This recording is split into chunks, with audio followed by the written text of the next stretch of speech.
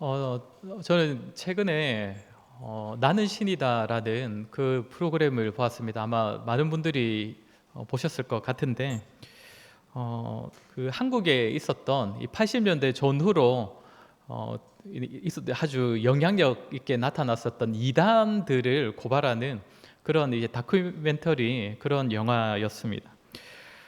사실 그 봐도 별로 뭐 새로운 내용도 없을 것 같고 그냥 기분만 안 좋을 것 같아서 그냥 안 보고 있다가 최근에 이제 그 두 번째 시리즈가 나왔다 해서 이게 생각보다 인기가 있구나, 또 그럼 성도님들이 많이 관심을 또 가지시고 또 보시려고 하는 분들 많이 계시겠구나 해서 그러려면 내가 빨리 보고 그 성도님들한테 보지 말라고 하자, 궁금하면 나한테 물어보러 가자. 그래서 이 휴가쯤 해서 막 몰아서 시리즈 1, 2를 다 이렇게 연속으로 이렇게 봐버렸습니다. 예. 진짜 별로입니다. 예, 보지 마시고 혹시 궁금하시면 저한테 그냥 물어보시면 될 것 같습니다. 안 보셔도 근데 거기에 뭐 나오는 이단들, 뭐 JMS, 또 뭐 아가동산, 또 뭡니까 만민중앙교회죠. 그런 이단들 뭐 다들 잘 들어 보셔서 알고 계실 겁니다. 그런데 참 그 사람들이 이렇게 믿고 따르는 교리라는 것이 사실 저희들이 보았을 땐 정말 말도 안 되는 그런 내용이지 않습니까? 정말 허술하기 짝이 없고 정말 말도 안 된다고 생각되는 그런 가르침들인데 많은 사람들이 거기에 현혹받아서 넘어간다는 것이죠. 자기들을 방송한다고 하니까 방송국에까지 그 신도들이 쳐들어와서 방송국을 장악하기도 하고, 또 경찰인 사람은 자신이 해야 할 그 공권력을 제대로 행사하지도 않고 자신이 이단의 그 교주의 잘못을 덮으려 하는 그런 모습을 보이기도 했습니다. 왜 그렇게까지 하겠습니까? 한마디로 하자면 잘 모르기 때문이죠. 잘 몰라서 잘못된 교리를 가지고 그들을 위협할 때에 두려움을 느끼기 때문입니다. 그 이단들이 겁주면서 가르치는 교리가 혹시나 맞을까봐, 혹시나 저 사람이 진짜 신일까봐 두려움에 사로잡힌다는 것이지요. 초대교회 때로부터 교회와 성도 주변에는 이단이 늘 끊이지 않았었는데, 보편적으로 거짓 교리를 가지고 성도들의 두려움을 자극하여서 성도들을 많이 미혹해 왔습니다. 그 두려움 때문에 많은 사람들이 참 말도 안 되는 그런 교리에 넘어가기도 했는데, 2000년 전 데살로니가 교회에도 그 두려움 때문에 이단에게 미혹된 자들이 있었던 것으로 보입니다. 그래서 바울은 그들이 미혹되지 않기를 바라는 마음으로 특별히 마지막 날에 대한 이단의 잘못된 가르침을 지적하면서 오늘 본문의 가르침들을 건네고 있는데, 오늘 이 본문의 내용으로 하나님의 말씀을 전하도록 하겠습니다. 오늘 설교는 세 가지 대제입니다. 먼저 바울은 주의 날이 이르기 전에, 그러니까 그리스도께서 강림하시는 날이 이르기 전에 분명한 징조가 있다는 사실을 기억하라라고 말합니다. 두 번째로 바울은 하나님께서 주의 날을 이끄신다는 사실을 기억하라고 합니다. 세 번째로 바울은 진리의 가르침을 받으라라고 권면하고 있습니다. 오늘 말씀을 통해 저와 여러분 역시 이 바울의 가르침을 통하여서 모든 이단적인 가르침의 미혹으로부터 우리 자신을 잘 지키는 자들로 세움받기를 바랍니다. 먼저 보통의 이단들처럼 데살로니가 교회 성도들을 미혹하는 자들도 그리스도께서 오시는 날, 주의 날이라고 불리는 그리스도께서 다시 오시는 그 강림의 날을 가지고 사람들을 미혹했음을 보게 됩니다. 우리 1절과 2절의 말씀을 한번 같이 읽도록 하겠습니다. 오늘 보면 1절, 2절입니다. 시작. 형제들아, 우리가 너희에게 구하는 것은 주의겠어.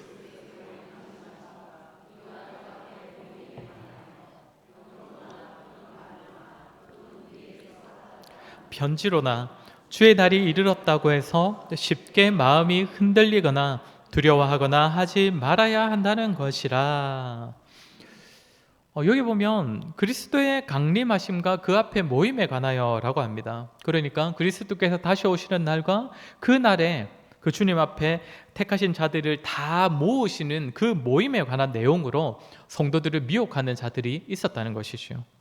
이때 어떤 수단으로 사람들을 미혹했다라고 합니까? 2절을 보면 영으로나 말로나 우리에게서 받았다 하는 편지로나라고 하고 있습니다. 먼저 영으로나라고 말을 하는데, 쉽게 말해서 누군가가 내가 성령의 음성을 들었다라고 하면서 사람을 미혹했다라는 것이죠. 그러니까 성령께서 다른 사람에게는 주시지 않았지만 자기에게만 주신 특별한 메시지가 있는데, 그렇기 때문에 너희가 나를 통해 배우고 알아서 이대로 들어야 한다라는 것입니다. 참 이단들 똑같지요. 2000년 전이나 지금 이단이나 다 이제 자기만 성령의 음성을 들었다고 하고 자기가 막 성령이라고 하는 것은 똑같은 것 같습니다. 그 당시에 내가 성령님께 들었는데 어느 때에 어느 지역에 예수님께서 오신다더라, 이런 말로 성도들을 미혹하는 자가 있었다는 것입니다. 우리가 성령께서 나에게만 하신 말씀이다라고 하면서 딴소리 하는 사람들을 보게 될 때에 우리가 기억해야 할 것이 무엇이겠습니까? 바로 성령께서 하신 가장 큰 일 중에 하나는 바로 말씀을 기록하신 것이다라는 겁니다. 그러니까 성령의 음성을 들었다고 하면서 성경 밖의 것을 말하려고 하는 사람들의 말은 사실 들을 필요가 없는 것입니다. 성령께서는 자신의 뜻을 이 성경 말씀 가운데 가장 밝히 드러내셨기 때문입니다. 그리고 또 하나 그 당시 성도들을 미혹했던 수단은 말로나입니다. 말로나. 그러니까 사람의 말을 가지고 또 미혹하는 자들이 있었다는 것입니다. 아무 사람의 말을 가져온 건 아니겠지요. 꽤 권위 있는 사람의 말을 가져오면서 누군가가, 네가 잘 아는 누군가가 이런 말을 하더라라는 말로 사람을 미혹했다라는 겁니다.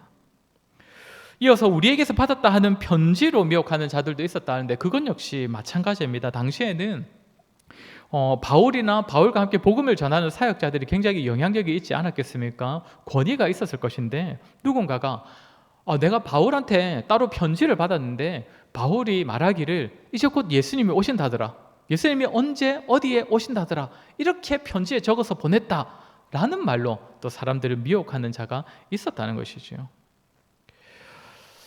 참 사실 어느 이단이든 그 시작을 보면 영향력 있는 사람으로부터 시작됩니다. 나는 신이다, 여기 보니까 이단의 집회에 그 PD들이 이제 잠입 취재를 하러 들어가서 거기서 이제 경험하고 본 거를 막 얘기하는 장면이 있는데, 실제로 거기 가보니까 그 교주 때문에 병 고침이 일어나더라는 겁니다.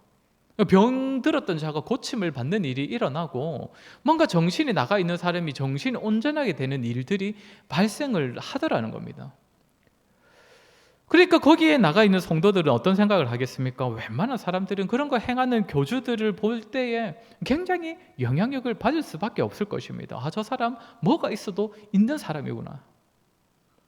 그리고 가르침에 있어서도 이전에 기성교회에서는 뭔가 속 시원하게 가르쳐주지 못하던 교리들을 막 이단들은 막 비유풀이하면서 쉽게 이해시켜 주니까 여기는 뭔가 있구나. 기존교회는 굉장히 딱딱하고 재미가 없는데 뭔가 세상보다 문화를 더 앞서가는 모임을 만들어내는 그런 사람들을 보게 되면 그런 사람이 세운 교회에서는 아무래도 그 사람의 영향을 많이 받게 된다는 것이죠. 그런 사람들이 하는 말은 때때로 성경과 다른 말을 하더라도 사람들이 많이 넘어간다는 것입니다. 사랑하는 성도 여러분, 이것은 사실 권위의 문제입니다. 권위의 문제.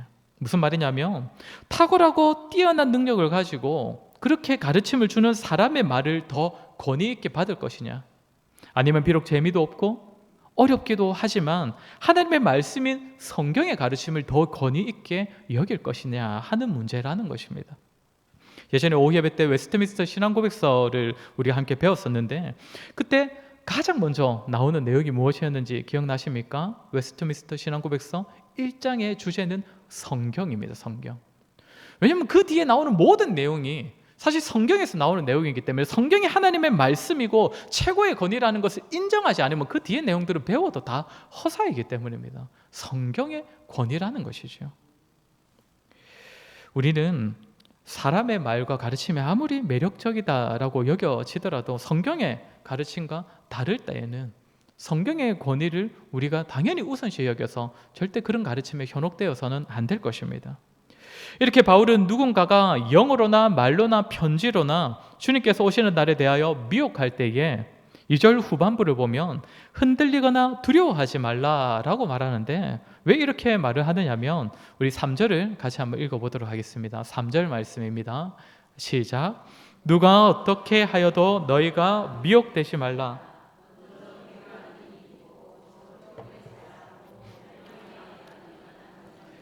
그 날이 이르지 아니하리니. 바울이 뭐라고 합니까? 너희는 미혹되지 말라. 왜요? 그날보다 먼저 일어날 분명한 일이 있다는 것입니다. 뭐라고 합니까? 배교하는 일이 있고, 그러니까 사람들이 많이 배교하는 일이 있고, 그 일을 주도하는 불법의 사람, 곧 멸망의 아들이라고 부를 만한 자가 먼저 나타난다는 것입니다. 그러니까 마지막 날에 대한 분명한 징조가 앞서 있을 것이라는 거죠. 그러니까 마지막 날이 이제 왔다라고 하는 사람들의 말에 현혹되지 말라는 것입니다. 혹시 성도님들 옛날 영화 중에 오맨이라는 공포 영화 기억나십니까? 보지 않으셔도 아마 다들 제목은 다들 알고 계실 것인데, 거기 보면 666의 표를 받은 자가 이렇게 아주 은밀하게 출연을 합니다. 제 기억에 맞다면 어느 그 부잣집의 아들로 이렇게 조용히 이렇게 은밀하게 나타나는 걸로 알고 있는데, 그래서 그 사람의 출연을 알고 있는 몇몇 사람만이 그 존재를 막아보려다가 이제 막 죽임을 당하는 막 그런 내용의 공포 영화였던 것 같습니다. 그런데 오늘 바울의 가르침은 그런 식이 아니라는 것이죠. 그 일들이 은밀하게 일어나는 일이 아니라는 겁니다. 분명하게 나타나서 불법을 행한다는 겁니다. 여기서 말하는 불법은 단지 교회법, 성경을 말하는 것이 아닙니다. 성도들만의 법이 아니라 4절을 보면 이 불법의 사람은 세상에서 신이라 불리는 모든 것을 대항하여 자기를 높인다라고 합니다. 그러니까 교회에 대하여서는 자기가 하나님처럼 굴려고 하는 것이고, 이 세상에 대하여서도 세상의 모든 법보다, 모든 사람보다 자신을 더 높이는 그런 자가 불법의 사람이라는 것입니다. 그렇게 만약 그런 자가 나타난다면 저와 여러분이 그 사람이 나타남을 알 수 있겠습니까? 모르겠습니까? 알 수 있을 것입니다.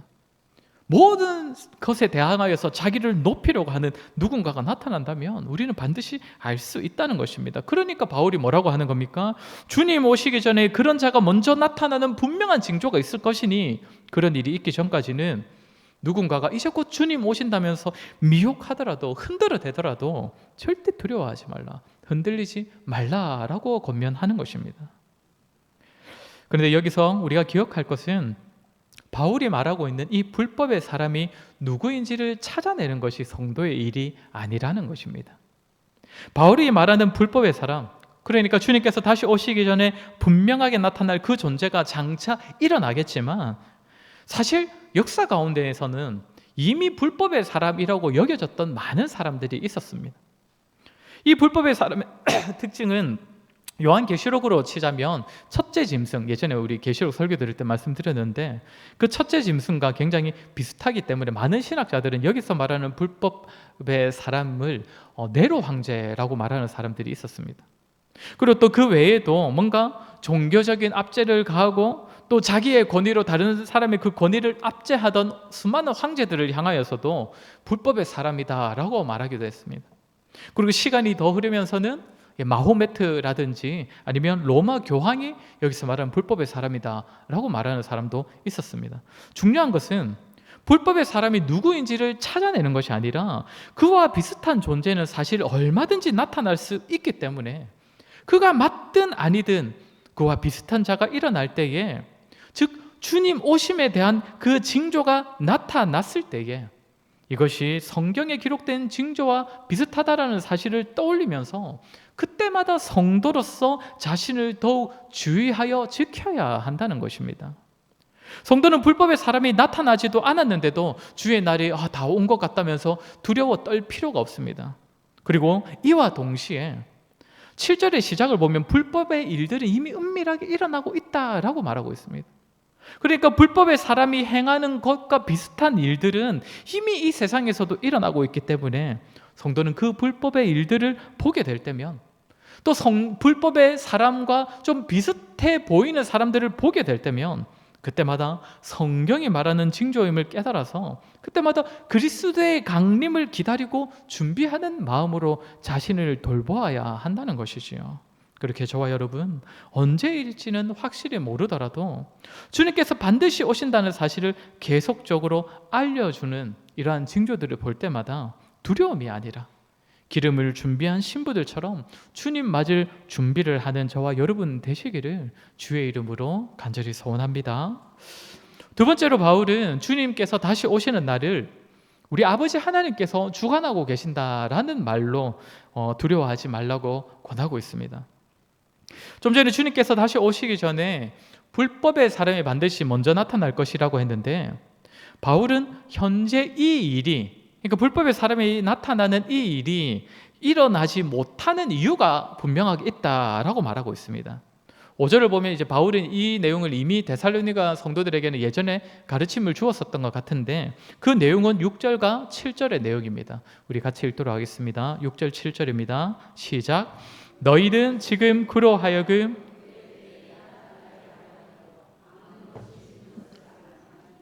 불법의 비밀이 이미 활동하였으나 지금은 그것을 막는 자가 있어 그 중에서 옮겨질 때까지 하리라.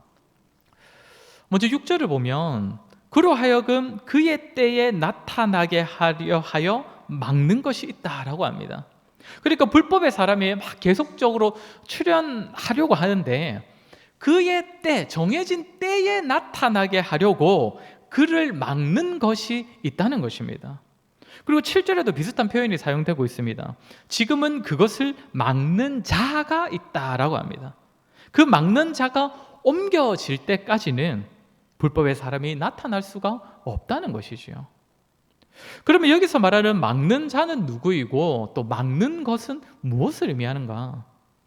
불법의 사람이 아직 나타나지 못하도록 하나님께서 두신 막는 자와 막는 것이 무엇인지에 대하여서는 또 많은 의견이 있어 왔습니다.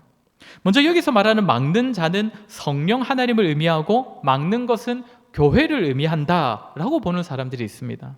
그럴싸하지 않습니까? 성경적으로 보더라도 사실 전혀 틀린 말은 아니라고 할 수 있습니다. 그러나 바울의 다른 서신들과 좀 비교를 해보면, 바울이 굳이 여기서만 성령님과 교회에 대하여서 막는 자와 막는 것이라는 표현을 사용했다는 것은 조금 우리가 이해하기가 조금 힘들지요.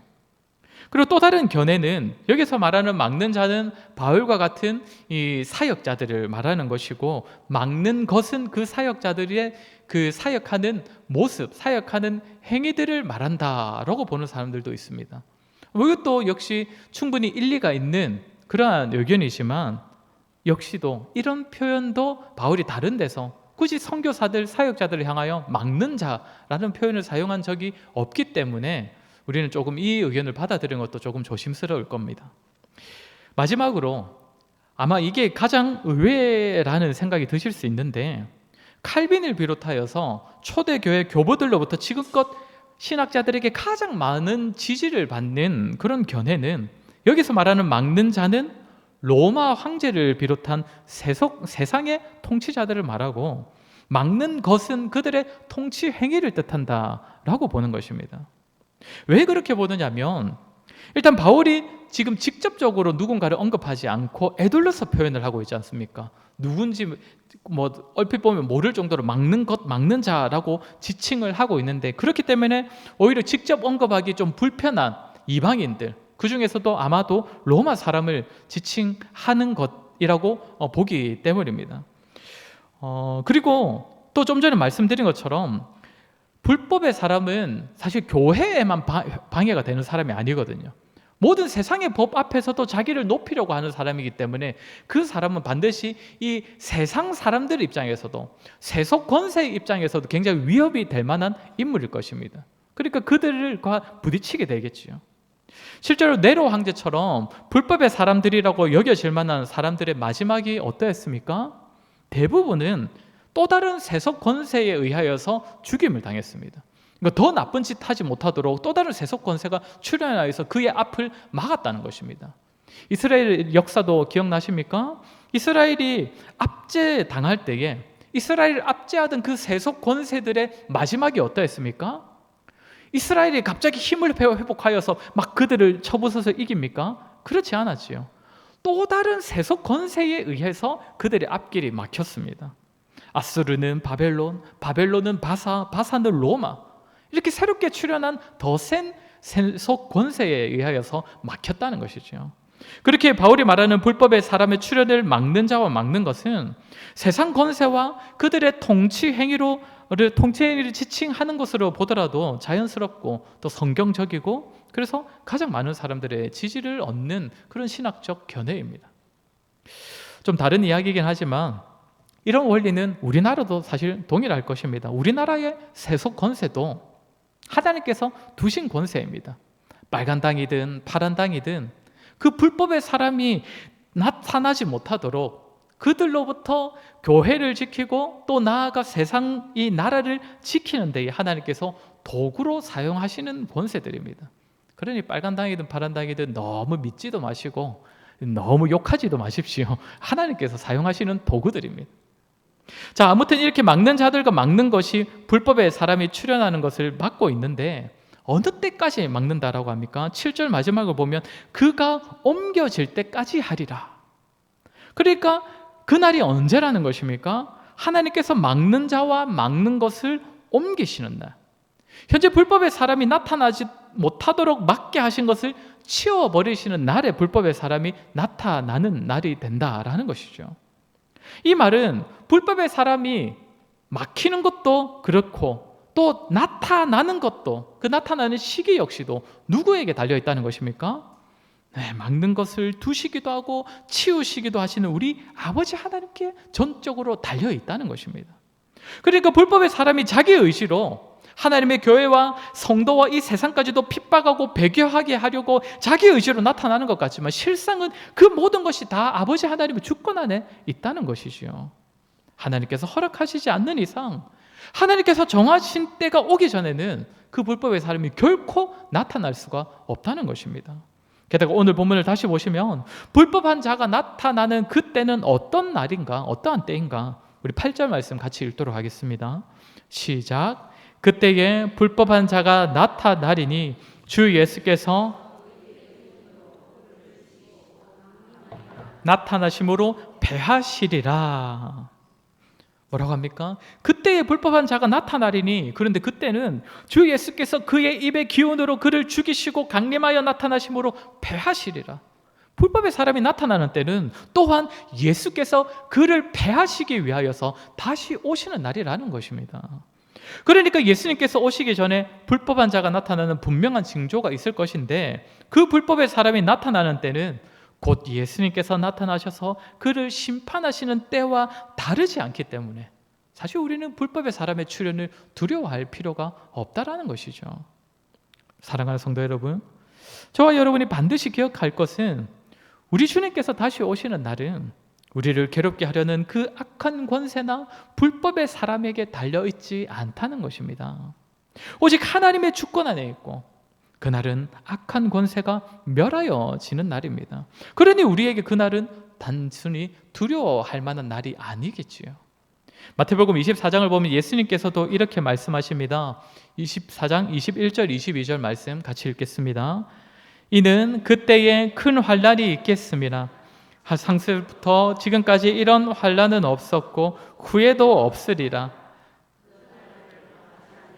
모든 육체가 구원을 얻지 못할 것이나 그러나 택하신 자들을 위하여 그 날들을 감하시리라. 아멘. 주께서 강림하시기 전에 이전에 없던 환난의 때가 있겠지만 불법의 사람이 나타나니 환난이라고 표현할 수 있지 않겠습니까? 그날은. 그러나 하나님께서 택하신 자들이 구원받을 수 있을 만큼으로 그 날들을 정해 두셨다는 것입니다.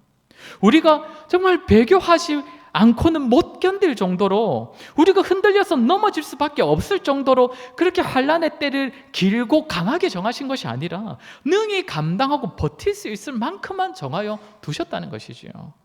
그러니 사랑하는 성도 여러분, 역사의 주인이신 우리의 하나님께서 지난 역사만이 아니라 그리고 현재 우리의 삶에서만이 아니라 장차 그리스도께서 다시 오시는 그 날까지도 그리고 그 전에 있을 환난까지도 친히 주관하신다는 사실을 믿으시고 특별히 그 날들과 기한을 우리를 위하여 정하셨다는 사실을 믿으시기 바랍니다. 이 사실을 믿는 믿음으로 마지막 날에 대한 미혹과 헛된 두려움을 이기시는 저와 여러분 되기를 바랍니다. 마지막으로 오늘 바울이 말하는 마지막 때를 아는 성도의 모습입니다. 9절부터 이제 2장 마지막까지를 보면 그리스도께서 다시 오시는 때에 구원을 받는 자들과 그렇지 못한 자들에 대한 내용을 우리가 볼 수 있는데 물론 이 모든 것은 다 하나님의 주권 안에 있다라고 그렇게 말하고 있습니다. 하나님께서 그를 어떻게 하신다? 또 택함 받은 자는 어떻게 하신다 이렇게 기록되어 있는데 이 가운데 오늘 바울이 좀 강조하고 있는 내용이 있습니다. 우리 10절부터 12절까지 말씀 한번 같이 읽겠습니다. 시작. 불의의 모든 속임으로 멸망하는 자들에게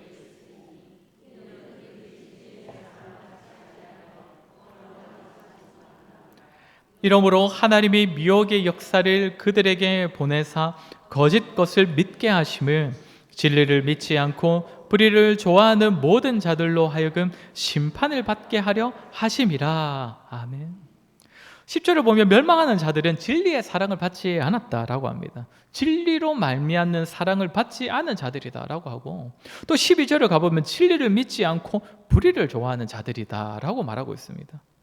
그러니까 하나님께서 멸망 가운데 내버려 두시는 자들의 특징이 뭐라는 겁니까? 진리를 사랑하지 않는 자들, 진리를 믿지 않는 자들, 진리를 받지 않고 오히려 진리 외의 것을 더 좋아하는, 뿌리의 것을 좋아하는 자들이라는 것입니다. 반면 하나님께서 택하신 자들은 어떤 자들인가? 13절 마지막을 보면 진리를 믿음으로 구원을 받게 하심이니라고 합니다. 진리에 대한 태도가 다르다는 것입니다. 그렇게 마지막에 이르면 바울이 오늘 뭐라고 권면을 하느냐? 우리 15절 말씀 같이 읽겠습니다. 15절입니다. 시작. 그러므로 형제들아 굳건하게 서서 말로나 우리의 편지로 가르침을 받은 전통을 지키라. 아멘. 말로나 편지로나 가르침을 받은 전통을 지키라라고 말하고 있습니다. 앞에서도 미혹하는 자들도 어떤 수단을 사용했습니까? 말로나 편지로나라는 이 수단을 동일하게 사용했습니다. 그런데 바울은 그 안에 있는 무엇을 지키라는 겁니까? 전통을 지키라. 그 본연의 가르침, 처음 주어졌던 그 전통의 진리, 그 본질적인 진리의 가르침을 받아서 그것을 지키라는 것입니다. 그러니까 수단은, 사람의 말이나 편지라는 수단은 이단과 똑같이 사용할 수 있지만 중요한 것은 그 내용이 본질적인 진리여야 하고, 성도는 그 본질, 그 전통적인 가르침, 그 진리를 붙잡아야 한다는 것입니다. 사랑하는 성도 여러분, 마지막 날에 대한 이 잘못된 가르침에 미혹되어 넘어가는 사람들은 어떤 사람들입니까? 그들은 모두 진리를 받지 않은 사람들입니다. 잠시 교회 안에 있더라도 진리의 말씀이 아니라 사람의 말을 중요시하고 성경 밖에 있는 진리를 더 중요시 여겨서 결국 마지막 날을 그저 두려움으로 여겨서 거짓 가르침에 흔들려 넘어가는 자들이라는 것입니다. 그러나 하나님께서 구원하시는 백성들은 어떤 자들입니까? 진리의 가르침을 받는 자들입니다. 마지막 날에 있을 환난에 대한 두려움 앞에서도 이 말씀의 진리를 믿고 붙잡는 자들입니다.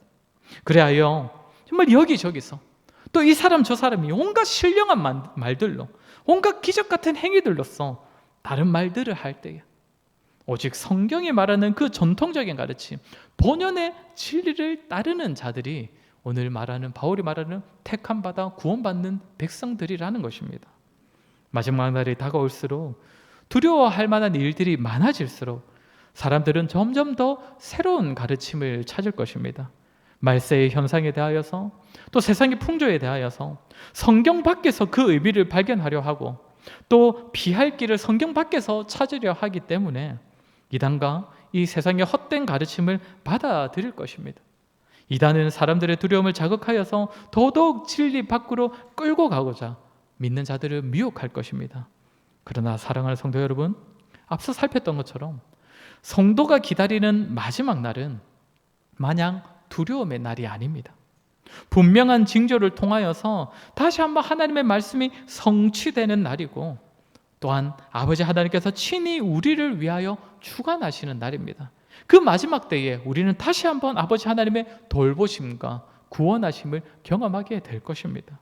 그리고 이 모든 약속들은 오직 진리 안에서 우리가 발견할 수 있습니다. 우리가 진리 안에 머무를 때에 주님께서 말씀하신 징조를 계속적으로 발견할 수 있고, 하나님의 약속을 발견하여 붙잡을 수 있고, 나아가 성도를 위한 하나님의 역사와 돌보심들을 발견하며 우리는 그 어떤 상황에서도 기쁨과 평안으로 주님 다시 오실 날을 기다리며 또 반갑게 맞이할 수가 있을 것입니다. 그렇게 저와 여러분 오늘 들은 말씀처럼 주님께서 다시 오시는 날의 징조도, 또 그 시기도 우리를 지키시며 돌보시는 하나님 안에 있다는 사실을 말씀과 말씀의 진리 안에서 확인하시고 그 진리를 힘써 붙잡는 여러분 되시기를 바랍니다. 그때에 우리는 그 어떤 이단의 미혹도 불법의 일들까지도 능히 이길 수 있을 것입니다. 우리 모두가 주님 부르시는 날까지 모든 미혹과 헛된 진리, 헛된 가르침으로부터 승리하는 삶을 살아가시기를 주의 이름으로 간절히 소원합니다. 우리 들은 말씀을 기억하며 우리 같이 한번 기도했으면 좋겠습니다. 좀 우리에게도 마지막 날에 대한 그 어떤 헛된 가르침, 헛된 미혹도 이길 수 있는 믿음과 또 지혜를 달라고 기도했으면 좋겠습니다. 무엇보다 진리의 말씀을 붙잡고 그 안에서 약속하신 분명한 징조와 하늘께서 우리를 위하여 예수 그리스도의 강림을 주관하신다는 사실을 기억하여서 두려움이 아니라 정말 평안과 기쁨으로 또 기대와 기다림으로 신랑 되시는 주님을 맞이할 신부로 준비되게 해달라고 그렇게 같이 말씀을 기억하며 같이 기도하도록 하겠습니다. 기도하겠습니다.